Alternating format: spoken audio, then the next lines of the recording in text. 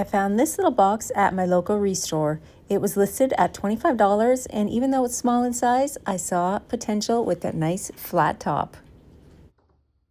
It's on some tiny little caster wheels, and on closer inspection, I realized that the base of the box is very old, but the top of the box is fairly new.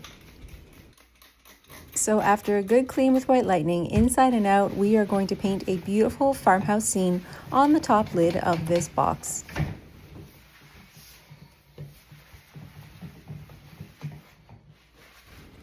I really like the base of this piece with its natural patina and all the little nicks and dings that are on it. I even like those tiny little gold handles that are on the top lid. Keeping with this rustic theme of this wood box, I'm going to paint a farm scene on the top with an old barn. So what's the hack to getting a really great moody sky? Well, it's the best dang brush. After you lay down a color pattern of blues and even some Mason-Dixon gray, you can come in with that best dang brush and ombre blend them together to create the most perfect sky.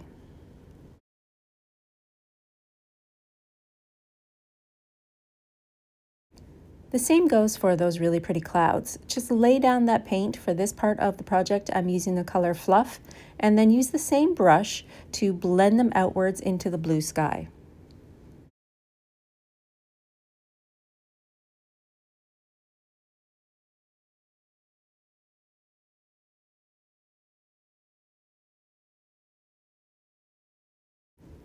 It's helpful when planning your horizon line to go a little bit lower than the middle. If you put it right in the middle, it's going to look a little bit more fake. So either bring it up or bring it down so that it sits a little bit off center.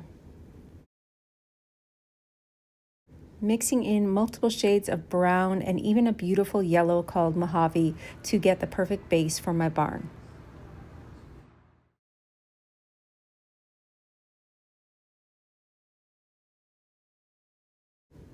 If you look up barns on Pinterest in photos, it's really great to kind of pull one up and kind of base of reference off of, and keep in with the darker colors, knowing that you can add layers and paint in as you go along.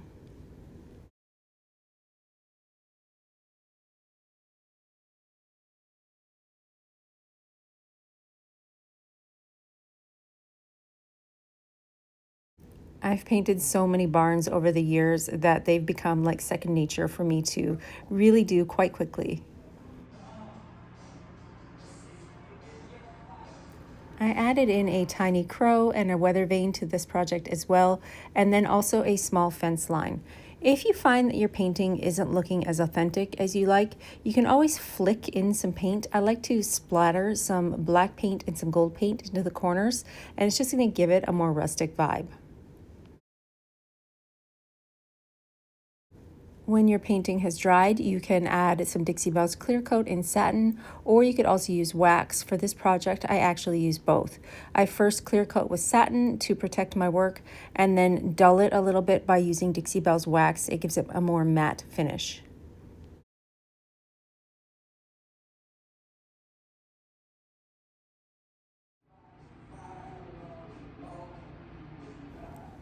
I really enjoy hand painting on top of my furniture, creating functional art for any room. And the fact that this one combines that beautiful rustic base, it's honestly one of my favorites that I've done with an old barn so far.